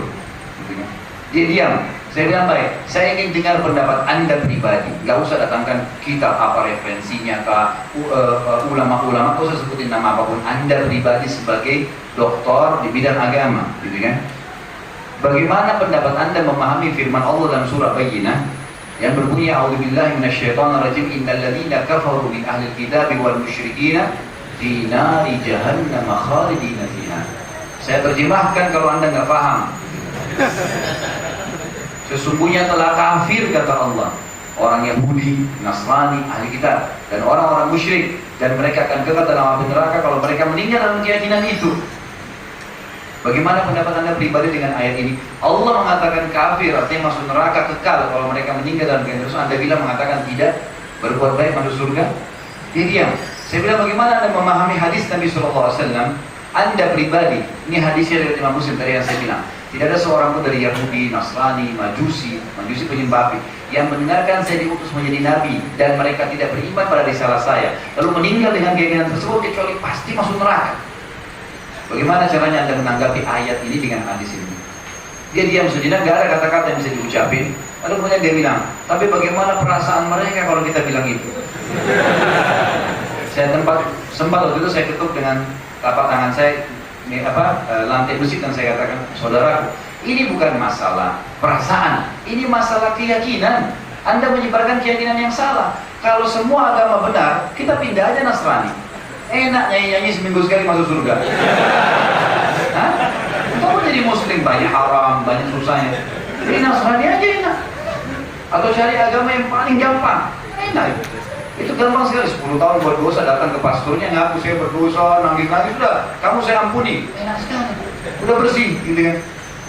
Akhirnya dia tidak bisa jawab, lalu ada marbot masjid yang memisahkan kami, kemudian dia dibawa keluar. Semoga Allah kasih hidayah. Tapi seperti itulah, mestinya kita memahaminya. Saya ingin datangkan dari cerita ini sebenarnya karena saya ingin menitikberatkan, tadi kan ini penyebab Yahudi tersebar Jazirah Arab. Waktu itu Nabi SAW belum diutus. Jadi memang pemahaman ini masih tersebar, gitu kan? Masih tersebar, kan? Baik, kita pindah ke Nasrani. Nasrani adalah istilah bagi semua yang mengaku mengikut Nabi Isa. Zaman dulu, orang-orang Nasrani mengkafirkan orang Yahudi.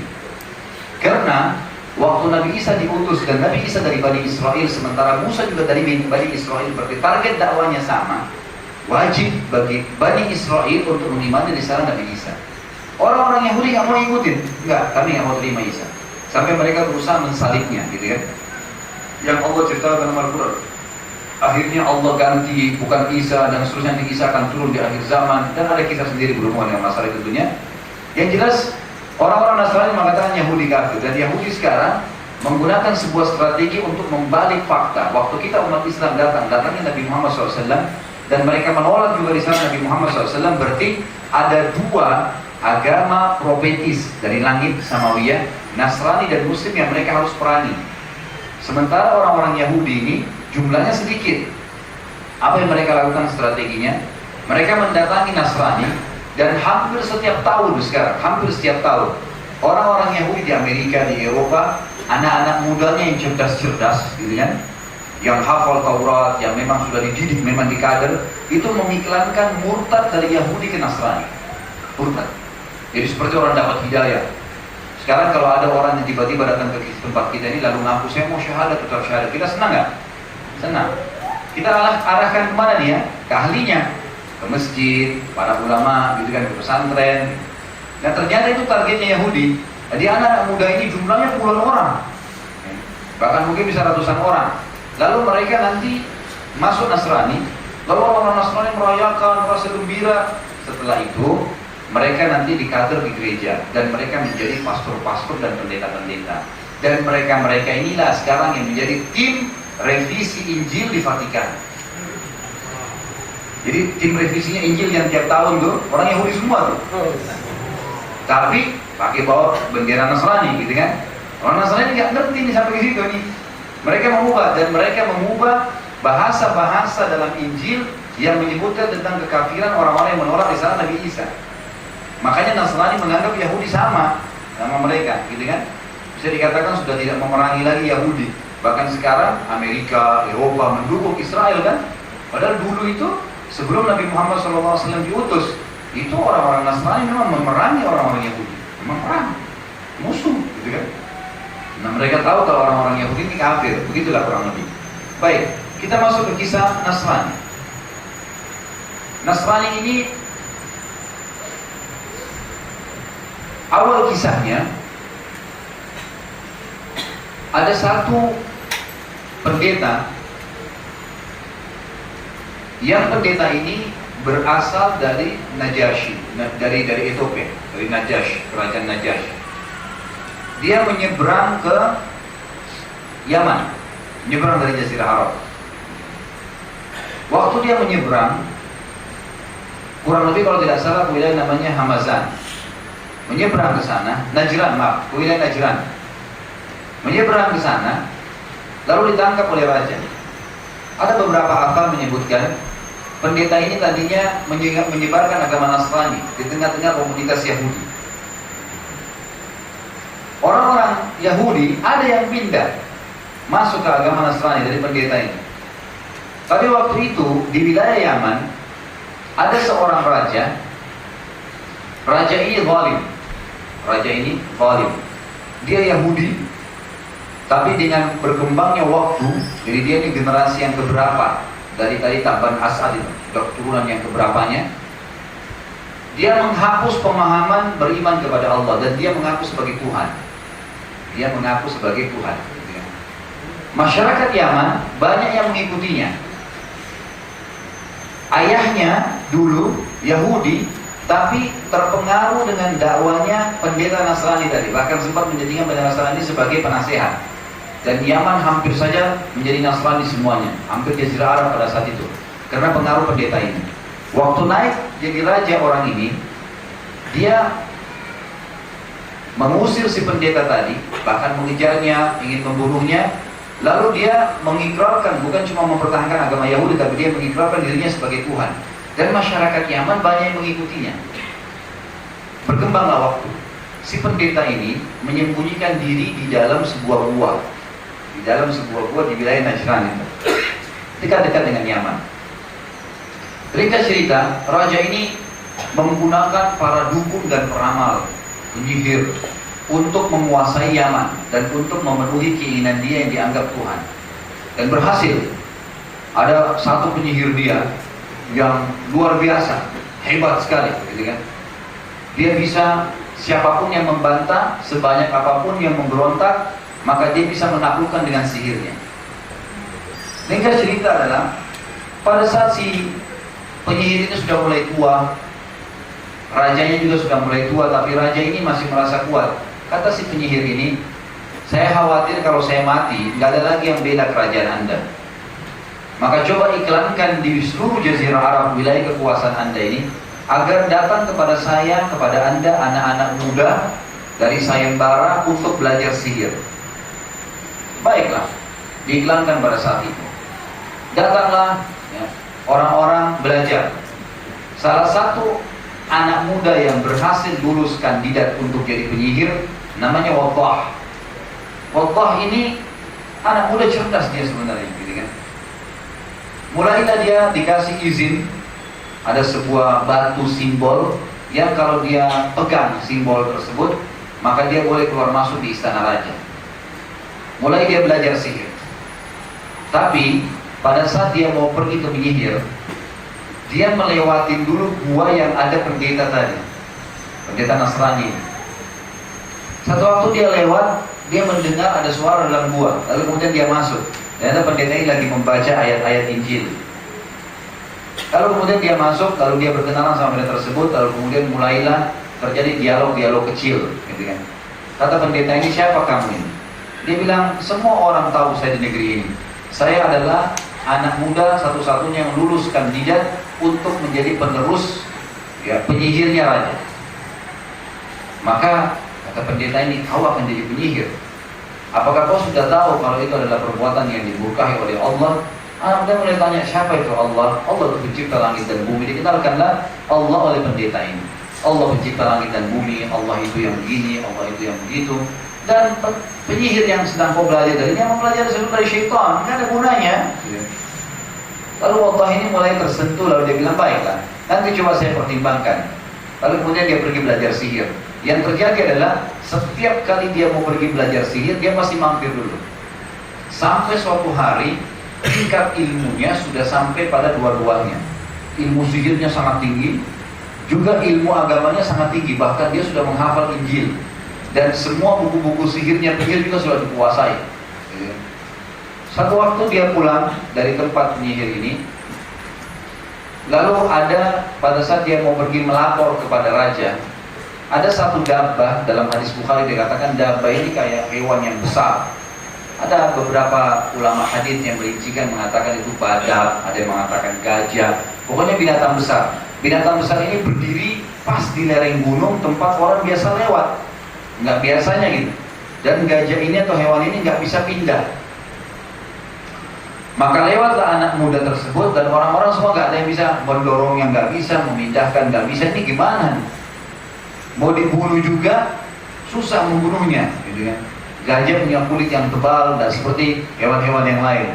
Lewatlah anak muda ini, si Wadah, lalu orang-orang bilang, bukankah kau muridnya si penyihir? Gitu kan? Maka coba bantu kami hilangkan dari kesusahan hewan ini. Wadah bilang dalam dirinya, sekarang saya akan buktikan nih. Benar nggak? Mana yang benar nih? Ajarannya penyihir atau ajarannya si pendeta nih? Diambil batu, dia mengatakan, ya Allah, kalau seandainya ajaranmu yang kau ajarkan melalui pendeta itu benar, maka matikanlah hewan ini dan bebaskanlah orang dari jalan. Tapi kalau ajarannya penyihir yang benar, maka jangan kau buat hewan ini mati, karena dia mau gunakan nama Bismillah. Lalu kemudian dia baca Bismillah, Allahu Akbar, dilempar batu kecil, kena hewan tersebut, tiba-tiba jatuh mati dan jatuh di jurang. Artinya terbuka jalan. Maka orang-orang sudah mengatakan, betul-betul kau hebat, kau bisa menggantikan penyihir si fulan. Anak muda ini mengatakan, bukan. Tapi yang membuat saya begini adalah Allah. Lalu mulailah dia berdakwah. Mulai semenjak itu terus dia berdakwah. Anak muda ini berdakwah terus, orang didakwain, jadi dai dia. Berdakwah sana sini. Sampai satu hari dia sudah tidak pergi lagi ke penyihir, gitu kan? Terus dia berdakwah. Akhirnya penyihir ini datang kepada raja mengeluh, ini anak Wadah ini sudah pernah datang, mesti dia harus datang ke acara saya akan ajarkan dia ilmu sihir lagi, tapi dia nggak datang. Kata raja, baiklah kita panggil, dipanggillah Wadah. Waktu dicari tidak ditemukan Wadah ini. Lalu ada beberapa prajurit raja yang sempat mengatakan, wahai raja, Wadah ini sekarang sudah berdakwah di sana sini menyampaikan kalau Anda bukan Tuhan, Anda manusia biasa dan penyihir ditunjuk, dan ini penyihir Anda adalah pendusta. Semuanya disampaikan dusta, hanya mau menipu masyarakat saja. Maka kaget raja sama penyihir tersebut, sambil marah mengatakan, tangkap Wadah, carilah Wadah itu. Wadah ini udah lagi ceramah di tengah-tengah perkebunan orang-orang, gitu kan, mengingatkan tentang Allah. Lalu datanglah prajurit raja untuk menangkapnya. Orang-orang sempat ingin memilih, dia mengatakan tidak. Mereka menginginkan, saya biarkan. Sudah saatnya sekarang kebenaran harus dibuktikan. Lalu kemudian dia datanglah. Begitu datang di depan raja, lalu prajurit mengatakan sujud pada raja. Dia bilang, saya tidak mau sujud kecuali kepada Allah. Sempat ditendang, diusahakan, dipukul. Dia sempat terlutut tapi tidak sujud. Lalu kemudian mereka mengatakan, kenapa kau ini? Dia bilang, kau tidak mungkin Tuhan. Kau seperti saya manusia biasa. Ayah-ayahmu juga dulu adalah orang-orang yang beriman kepada Allah. Ini penyihir, saya tahu semua apa yang saya pelajari dari dia adalah menipu orang. Nggak benar semuanya. Lalu penyihir tersebut berusaha untuk memperlihatkan sihir-sihirnya, berubah jadi makhluk yang besar dan segala. Allah tidak takut sama sekali. Dia bilang, apapun yang kau berusaha untuk tunjukkan kepada saya tidak ada mempan. Tidak, saya tahu itu adalah sihir. Sihir tidak akan mempengaruhi saya sama sekali. Maka akhirnya penyihir ini pun tidak bisa ngomong. Maka raja mengatakan, harus cari jalan nih. Kita harus bunuh anak ini, kalau tidak dia akan membuat kerusakan nanti. Dan cari tahu dari mana sumbernya. Dicari tahulah, ternyata ditelusurin, didapat pendeta tersebut. Lalu pendeta itu didatangkan, dialoglah sama raja ini, hingga cerita pendeta tersebut dibunuh oleh raja tadi. Lalu Wadah ini disuruh oleh raja tadi, prajurit-prajuritnya datang, membawanya ke atas bukit yang tinggi. Bukit yang tinggi, lempar dari bukit yang tinggi dia. Jangan tinggalkan ya tubuhnya hidup, biarin sampai hancur semuanya. Pergilah sampai di atas bukit yang tinggi. Wadah sempat mengingatkan prajurit raja, jangan kalian begini. Raja ini salah, dia bukan Tuhan, dia manusia biasa, jangan diikutin dan dinasihatin. Mereka kan tidak mau. Kata Wadah, baiklah kalau begitu. Dalam hadis Bukhari, dalam doanya yang masyhur, dia mengatakan, Allahumma kfinihim ma syi'ta. Ya Allah, ambil alihlah mereka ini. Dan ini juga termasuk disebutkan dalam riwayat Bukhari. Ulama hadis mengatakan doa ini sangat baik dibaca bagi orang-orang yang memang memiliki masalah besar dengan orang lain yang sulit dia melepaskan diri darinya. Maka pada saat itu Allah pun mendatangkan angin yang besar, kemudian mengangkat pasukan-pasukan raja ini dan akhirnya menjatuhkan mereka di jurang. Wallah balik ke istana. Pasti balik istana, raja kaget. Dia mengatakan, mana prajurit-prajurit saya? Kata Allah, Allah sudah matikan mereka. Percuma, kau tidak akan bisa membunuhku. Maka raja marah mengatakan, panggil lagi orang-orang yang kuat. Tangkap anak muda ini, bawa ke lautan, lalu ikat dia dengan rantai yang besar, ikat lagi rantai itu dengan batu yang besar, tenggelamkan di tengah lautan. Pastikan dia tenggelam. Baiklah, dibawa dengan orang-orang. Di tengah lautan pun didakwahi orang-orang ini oleh Allah harus beriman kepada Allah dan seterusnya. Sampai mereka menolak. Lalu Allah mengucapkan doa yang sama, Allah maghfirnihim ma syi'ta. Ya Allah, cukupkanlah, ambil alihlah mereka. Akhirnya yang terjadi adalah Allah sementara datangkan ombak yang besar, tenggelam semuanya, tapi Allah ini selamat. Lepas rantai dengan hikmah Allah dari tubuhnya, lepas dari ikatan batang pohon, kemudian dia dari batang kayu yang diikat, kemudian dia pun pulang berenang. Masyarakat sempat mendengar, mengetahui kejadian tersebut, lalu dia berkata, mereka berkata, kalau anak muda ini selamat, berarti betul-betul Tuhannya benar nih, Allah SWT ini benar. Kita harus beriman. Makin banyak waktu itu penduduk Yaman, Jazirah Arab terhebohkan beritanya, itu mulai beriman kepada Allah SWT. Raja ini marah nih. Bagaimana caranya? Wallah kembali lagi. Rajanya kaget. Dari mana kau bisa kembali? Kok bisa kamu selamat? Gitu kan? Lalu kemudian Allah mengatakan Allah sudah menyelesaikan urusan mereka. Percuma kau nggak bisa bunuh saya. Dia suruh panggil lagi orang yang pakai pedang, mau ditebas, nggak bakal bisa. Allah nggak terbunuh. Subhanallah, nggak mempan. Baik. Ringkas cerita Allah mengatakan begini saja. Kalau kau mau bunuh saya, ada satu cara. Kata dia, bagaimana caranya? Saya punya anak panah. Kamu pakai anak panah ini untuk membunuh saya. Dengan syarat kamu mengatakan Bismillahirrahmanirrahim. Dengan nama Allah Tuhannya anak muda ini. Lalu panahkan ke arah saya, kau akan bisa membunuh saya. Setelah itu tidak bisa.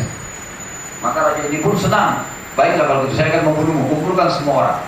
Kata Allah, ada syarat yang lain, kau harus kumpulkan seluruh masyarakat waktu itu. Dikumpulkanlah masyarakat semuanya. Dan yang hadir pada saat itu disebutkan oleh para ulama hadis dalam makna daripada hadis ini dan juga makna ayat Al-Quran tentang Ashabul Ukhdud, ya. Jadi kisah tentang Ukhdud itu parit, ya. Raja ini yang diceritakan, gitu kan. Maka Allah pun mengatakan kumpulkan semua masyarakat dan terkumpul kurang lebih 20.000 orang. 20.000 orang jumlahnya, banyak sekali pada saat itu. Berkumpul semua. Pada saat mereka berkumpul semua, maka Allah mengatakan silakan kamu lakukan sekarang. Awalnya dia memanah, dia mengatakan Bismillahirrahmanirrahim dengan suara kecil. Anak panahnya nggak sampai. Lalu dia bilang, kau sudah menipu saya. Wahai Allah, kata Allah, kau tidak memenuhi syarat. Keraskan suaramu biar orang-orang mendengar. Maka 20.000 orang yang hadir lebih pada saat itu mendengarkan suara keras raja sambil mengatakan Bismillahirrahmanirrahim. Dilepas anak panah tersebut, kena anak panah ini, lalu kemudian matilah si anak muda tadi. Pada saat mati, masyarakat hampir semuanya 20.000 beriman kepada Allah. Maka Raja Zalim ini marah. Apa yang dia suruh? Dia suruh prajuritnya untuk membuat parit. Dan parit itu diisi dengan api yang banyak. Beberapa riwayat mengatakan ditaruh dalam parit tersebut air yang banyak, lalu dipanaskan. Tapi yang benar adalah api, ya, istilah itu. Kejalah panas. Lalu kemudian dilemparkanlah semua orang-orang yang pindah ke Nasrani dari beriman kepada dia sebagai Tuhan. Dibunuhlah semua, gitu ya. Dan Allah menceritakan tentang Ashabul Ukhdud ini. Qutila Ashabul Ukhdud an-nari dzatil waqud idhum 'alaiha qu'ud wa hum 'ala ma yaf'alun bil mu'minina syuhud, gitu kan. Telah dibunuh orang-orang dalam parit tersebut. Qutila Ashabul an-nari dzatil waqud, waktu api mereka kobarkan besar sekali di situ, ya. Idhum 'alaiha qu'ud, waktu mereka duduk menyaksikan kejadian tersebut, pembantaian orang besar-besaran, 20.000 orang semuanya dilemparkan di situ. Kemudian dikatakan, ya, wahum 'ala ma yaf'alun bil mu'minina syuhud, dan mereka terhadap apa mereka lakukan kepada orang beriman itu adalah jadi saksi hari kiamat. Lalu dibunuh dan dibakar. Dan ini juga termasuk dalam hadis Bukhari Muslim disebutkan tentang kisah bayi yang bicara di buaian. Ada Isa alaihissalam, ada bayinya Juraij, ya. Dan ada juga kisah tentang bayi yang digendong oleh ibunya di Ashabul Ukhdud. Jadi pada saat ibunya mau loncat ke api karena beriman kepada Allah, Lalu dia ragu lihat bayinya kesian, lalu bayinya mengatakan, jangan kau takut hai ibu, sesungguhnya kita dalam keadaan benar. Maka dia pun akhirnya loncat ke api tersebut, loncat ke api tersebut. Jadi akhirnya pada saat itu ya, berhasillah dibunuh semua orang-orang ini, dan raja ini sempat bertahan dengan kekuasaannya. Berjalan waktu, ternyata dari 20.000 orang ini teman-teman, ada satu orang yang lolos, berhasil melarikan diri sampai ke tepi lautan Laut Merah, lalu dikejar oleh rajanya, pasukan raja tersebut, tapi tidak mampu. Dia berhasil menyeberang. Waktu dia menyeberang di Laut Merah ini, dia selamat, maka dia berpikir, bagaimana caranya nih? Mau menyelamatkan agama ini bagaimana caranya? Susah. Semua keluarganya dibunuh sampai 20.000 orang. Apa jalan keluarnya? Baik. Ringkas cerita adalah anak muda ini kemudian menemui Raja Bizantium. Bizantium ini kerajaan Konstantinopel, Nasrani yang besar, gitu kan? Minta tolonglah di sana. Waktu minta tolong ke sana, Raja Bizantium melihat jarak antara Bizantium, Turki, Konstantinopel dengan Yaman jauh. Ada kerajaan Nasrani yang lain, itu Ethiopia, di sebelah Yaman. Maka dia menyurat, Raja Bizantium menyurat kepada Raja Najasyi waktu itu untuk membantu anak muda ini agar bisa kembali menyerang raja yang zalim, bagaimana mereka membunuh Nasrani yang sangat banyak. Najasyi menerima surat lalu menanggapi itu, dan Najasyi akhirnya mengirim pasukan besar dia, ya, yang dipimpin oleh 2 orang. Yang satu pasti antum tahu namanya. Yang pertama Iryad ini pimpinan perangnya Najasyi. Yang kedua wakilnya namanya Abraha. Masih ngantuk? Saya sengaja tanya masih ngantuk, bukan masih hidup. Sudah malam ya. Kalau ngantuk bilang ya kita berhenti. Lanjut nggak? Baik. Akhirnya si Najasyi mengutus 2 orang pimpinan perangnya namanya Iryad dan Abraha. Iryad pemimpin, panglima perang. Masuklah pasukan ini ke Yaman, dan berhasil pada saat itu Yaman diruntuhkan. Akhirnya si raja zalim tadi mati terbunuh, dan penyembahan dia sebagai Tuhan habis. Dan pada saat itu spontan Yaman dan Jazirah Arab berubah mayoritas menjadi Nasrani. Tadi kan kisah Yahudi ya, sekarang kisah Nasrani. Baik, kita tutup malam ini pertemuan kita dengan kisah Abraha dengan Iryad nih. Abraha ini teman-teman sekalian, orangnya baik sebenarnya, bijaksana secara biografi pribadinya ya. Ini bukan pembelaan, tapi secara histori begitu. Waktu Iryad berhasil menembus, pasukan Najasyi menembus Yaman, dan akhirnya memasukkannya sebagai agama Nasrani, wilayah kekuasaan Nasrani, gitu kan? Maka Iryad ini orangnya zalim, menindas masyarakat, menerapkan pajak yang besar, mengambil apa yang dia mau, nggak adil. Abraha terganggu dengan keputusan Iryad nih, karena dia wakilnya, kan gitu. Jadi seperti Iryad ini jadi raja lah di sana, tapi dia gubernurnya Najasyi, gitu kan? Akhirnya Abraha nasihatin Iryad, nggak mau dengar, nasihatin nggak mau dengar. Apa jalan keluarnya? Maka ditemukanlah jalan keluarnya pada saat itu adalah Abraha memberontak, cari siapa yang mendukung dia untuk berlaku adil pada masyarakat. Ini kan kekuasaan sudah kekuasaan kita, semuanya sudah pindah ke agama Nasrani. Kenapa kok harus ditindas? Sementara pasukan Afrika ini, pasukan Ethiopia kuat, punya kemudian punya kekuatan militer, punya ekonomi, untuk apa tindas masyarakat? Ringkas adalah memberontak. Lalu Iryad bentuk pasukan untuk menyerang Abraha. Abraha juga bentuk pasukan yang dia mampu. Bertemulah 2 pasukan besar, dua-duanya dari pasukan Ethiopia. Waktu bertemu 2 pasukan ini, Abraha lihat lagi, ini kayaknya terlalu berat nih. Kalau bertemu 2 pasukan, nanti Najasyi akan marah nih. Lalu dia kirim surat kepada Iryad, begini aja Iryad, daripada 2 pasukan Ethiopia yang sudah menguasai Yaman ini habis-habisan, lebih baik kamu sama saya duel. Nah kita duel, siapa yang menang, dia memimpin. Udah gitu aja. Iryad ini kebetulan orangnya memang lebih kuat daripada Abraham. Dia pemimpin perang, dia panglima, keterampilan pengalaman perangnya memang lebih banyak. Dia bilang baiklah, gitu ya. Nantang, duel lah di depan pasukannya. Duel, akhirnya Abraham betul kalah. Kena sabetan pedang, hidungnya sempat terpotong. Makanya julukannya Abraham Ashram. Ashram itu nggak ada hidungnya. Kena terpotong oleh Iryad ini. Darah banyak muncul. Iryad pikir Abraham sudah kalah nih, jatuh. Dia sorak-sorak dengan pasukannya. Rupanya Abraham masih berdiri dan menusuk Iryad dari belakang. Iryad mati akhirnya. Setelah Iryad mati, otomatis Abraham jadi pemimpin kan? Di situ. Najasyi di Ethiopia dengar berita itu. Dengar berita ini gimana nih pasukannya berperang? Dia ngirim surat kepada Abraham, wahai Abraham, beraninya kau membunuh pimpinan perang Iryad. Dari mana kau? Saya akan utus pasukan yang saya akan menghinakan kau. Saya akan menggundul kepalamu dan saya akan injakkan kaki saya di tanah Yaman. Akhirnya saya akan kalahkan kamu.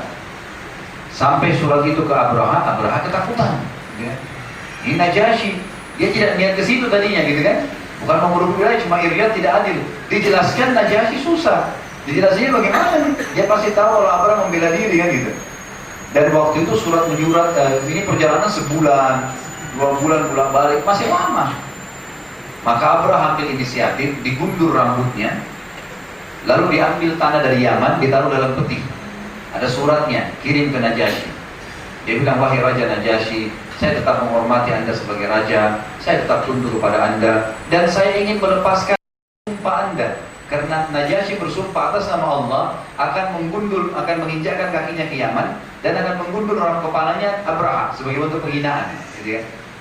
Abraham sudah lakukan itu. Dia bilang, ini kepala saya sudah saya gundul, ini rambut saya, dan ini tanah Yaman. Kau tinggal injak, selesai. Sumpahmu selesai. Maka Najasyi dia, baiklah, kayaknya Abraham patuh nih, gitu kan. Tidak seperti apa yang dia khawatirkan nanti memberontak dan seterusnya. Maka Najasyi sudah terima, baiklah kalau kita diterima. Tapi rupanya teman-teman, Abraham ini ketakutan. Ini kan zaman sekarang masih bisa mengetahui, tahu informasi ini menyerang atau enggak, gitu kan. Zaman dulu nggak bisa. Jadi setiap saat bisa saja pasukan Najasyi datang nih. Dalam kondisi dia ketakutan, maka dia membangun sebuah gereja besar namanya Qulais. Gereja Qulais. Gereja Qulais ini sampai sekarang masih ada bangunannya di Yaman, masih ada sisa-sisa puingnya. Karena dia Nasrani, dia bangun gereja Qulais untuk meridhokan Najasyi. Kan Najasyi Nasrani gitu kan. Dan dia tanya orang-orang yang ada di sekitar situ Yaman, dia bilang, kata Abraham, saya ingin suruh semua orang di sini, Jazirah Arab, datang untuk beribadah di sini, di Qulais. Kata orang-orang Yaman, kayaknya nggak bisa. Loh, kenapa nggak bisa? Bukankah saya punya kekuatan, saya punya kuasa? Dia bilang, di Jazirah ini, Jazirah Arab ini, ada satu rumah namanya Ka'bah. Abraham nggak tahu itu Ka'bah. Ini nanti kisahnya bagaimana Abraham menyerang Ka'bah. Ada satu rumah di sini disakralkan, dikatakan rumahnya Allah. Abraham bilang, saya tidak pernah tahu ada itu. Dia tidak pernah sampai berita kalau ada Ka'bah di muka bumi. Dalam agama Nabi Isa AS tidak ada perintah untuk pergi ke Mekah tawaf, gitu kan? Maka dia bilang, saya tidak pernah tahu. Dia bilang itu masyarakatnya sangat mengkultuskan dan seluruh orang Jazirah Arab datang setiap tahun ke sana haji. Kata Abraham, saya mau alihkan hajinya ke sini, ke Qulais. Gimana caranya? Paksa mereka. Maka orang-orang bilang, kami tidak tahu bisa atau tidak, karena ini seluruh Jazirah Arab harus dilawan. Kata Abraham, saya akan bentuk pasukan, dibentuklah pasukan gajah. Ini awal kisahnya. Sebetulnya pasukan gajah tersebut yang Allah ceritakan di surah Fil. Bentuk pasukan gajah. Jadi rumahnya kekuatan pasukan Ethiopia pada saat itu di gajah. Dan gajah ini sudah terampil, diajar untuk berperang. Ada juga kisah dalam perang Qadisiyah, peperangan pasukan Umar bin Khattab pada saat menyerang Persia. Itu mereka juga punya kekuatan kuku gajah. Gajah ini kalau dilatih itu luar biasa. Bisa menyerang dengan gadiknya, bisa menyerang dengan hidungnya, bisa menendang dengan kakinya. Jadi memang berat dan dia bisa membunuh kan gitu. Tapi gajah ini punya satu cara untuk mengaturnya. Jadi di antara gajah-gajah itu ada gajah putih. Dalam sejarah dia bilang begitu. Gajah putih ini biasanya pemimpin gajah-gajah. Dia susah ditemukan. Dia biasanya ada di semak-semak belukar, dia di dalam gua-gua, tapi dia ini seperti rajanya lah gitu kan. Jadi kalau ditemukan gajah putih itu, gajah putihnya yang diatur, dimanapun gajah putih itu melangkah, apa yang dia lakukan gajahnya ikut semua. Jadi seperti rajanya gajah. Dilakukanlah pada saat itu. Abraham punya gajah putih yang banyak, ada banyak. Pasukan gajah dibentuklah, kemudian dia mulai mencari tahu di mana Mekah. Jalan terus. Akhirnya dia tidak tahu di mana Mekah, dia tidak tahu. Setiap dia lewat di satu suku Arab, nggak ada yang mau sampaikan, gitu kan? Nggak ada yang mau sampaikan di mana tempatnya. Sampai dia tiba di kota Taif. Kota Taif ini kurang lebih 60-70 km dari kota Mekah sekarang. Wilayah dingin, pegunungan, gitu kan? Jadi kalau musim panas biasanya orang-orang Saudi pergi ke sana, gitu. Ringkas cerita dia tiba di Taif, orang-orang Taif ketakutan sama Abraha karena sebelum tiba di Taif sudah dekat dengan Mekah ya. Itu ada suku-suku Arab yang berusaha menyerang Abraha tapi selalu dikalahkan dan kepala-kepala sukunya ditawan. Orang-orang Taif ketakutan, maka mereka mengatakan kepala sukunya mengutus berita, kami tidak ingin melawan Anda dan sebagai bukti kami tidak mau melawan, kami akan bantu Anda mengirim satu orang di antara kami yang akan menunjukkan di mana Ka'bah, di mana itu yang tujuan yang Anda mau datangin. Keluarlah satu orang dari kota Taif namanya Abu Rugal. Siapa namanya? Jadi jangan berjulukan ini ya. Abu Rugal. Abu Rugal ini sampai sekarang kalau ada orang yang berkhianat diberikan istilah dengan Abu Rugal, pengkhianat maksudnya. Kenapa? Karena Abu Rugal inilah yang berkhianat. Semua orang Arab di Jazirah Arab tadinya tidak mau nunjukin kepada Abraha di mana Ka'bah, kecuali Abu Rugal. Dia yang datang, dia tunjukkan. Sampai dia tunjukkan tiba di perbatasan Mekah, dia bilang ini, pintu gerbangnya masuk sudah dalam ada Ka'bah. Ada rumah di dalam. Abu Rugal mati pada saat itu. Di dekat sekitar di pintu gerbang Mekah mati. Dan semenjak itu sampai nanti sudah dihancurkan pasukan Abraham oleh Allah SWT, selalu kalau orang Arab lewatin kuburannya Abu Rugal dilemparin dengan batu. Dan mereka mengatakan pengkhianat Abu Rugal, pengkhianat Abu Rugal. Sudah terkenal gitu. Kalau sekarang Allah alam di mana kuburannya dan memang kita tidak perlu tahu. Ya. Yang jelas jangan pakai nama ini. Baik, Abraha akhirnya berkemah di situ, lalu mulailah dia menawan banyak orang yang lewat, kemudian dia mengambil unta-unta dan kuda, kambing-kambing, gembalaannya orang-orang Mekah untuk menakuti masyarakat Mekah nih. Di antaranya ada 200 untanya Abdul Muttalib, kakek Nabi SAW. Nanti akan kita ke histori itu ya. Tapi saya datangkan kisah karena masih berhubungan dengan Nasrani di Jazirah Arab nih. Abdul Muttalib waktu itu sudah dinobatkan jadi raja. Ada alasan jadi raja. Sebagaimana saya katakan di awal pertemuan ada karena dia menemukan sumur Zam-Zam. Nanti ada ceritanya. Kita akan sampai nanti. Nanti kita kembali lagi ke Mekah untuk menceritakan lahirnya Nabi Muhammad SAW. Tapi ini kita cerita dulu bagaimana Yahudi Nasrani masa Jazirah Arab. Baik, akhirnya datanglah Abdul Muttalib sebagai raja waktu itu. Dan Abdul Muttalib ini punya wibawa, orang yang putih, gagah gitu kan, raja pada saat itu. Datang pamit ingin bertemu dengan Abraha. Waktu dia masuk di kemah, Abraha melihat wibawanya. Sampai akhirnya Abraha turun dari singgasananya, kemudian duduk melantai sama-sama, lalu ada penerjemah. Jadi Abraha pakai bahasa Afrika, orang dari Ethiopia. Ya. Kenapa kau datang? Dia bilang, saya ini menyelamatkan 200 ekor unta punya saya dan unta-unta yang Anda ambil dari masyarakat saya. Kata Abraha sambil marah, saya kira kau datang untuk memohon saya supaya tidak menyerang rumah ini, malah kau datang cuma meminta untamu saja. Maka Abdul Muttalib mengatakan, kalau saya pemilik unta, kalau rumah yang Anda mau serang ada pemiliknya, ada Allah. Abraha mulai bertanya-tanya, Allah sama Tuhannya gitu. Dia penasaran, dia tahu Tuhan Allah, tapi dia masih tidak tahu Ka'bah ini. Dia tidak yakin rumah ini ada sesuatu, memang rumahnya Allah, dia belum tahu gitu. Jadi kasih tadi mengatakan begini saja kepada Abdul Muttalib, saya akan kasih kamu unta-untamu dan suruh masyarakatmu keluar dari kota ini. Saya hanya mau menghancurkan rumah itu, setelah itu selesai. Saya tidak mau berperang dengan kalian. Kata Muttalib, baiklah. Diiklankan di Mekah, maka mereka semua sembunyi di gunung-gunung, mereka menyaksikan hal tersebut, masyarakat Mekah melihatnya. Lalu Abraha pun datang pada saat itu membawa untanya. Maaf kalau ada yang sama namanya ya. Unta pemimpinnya Abraha yang paling depan yang putih namanya Mahmud. Iya, ini benar loh. Namanya Mahmud, dikasih nama Mahmud memang. Jadi nama Mahmud jangan tersinggung. Ini waktu itu kan gitu.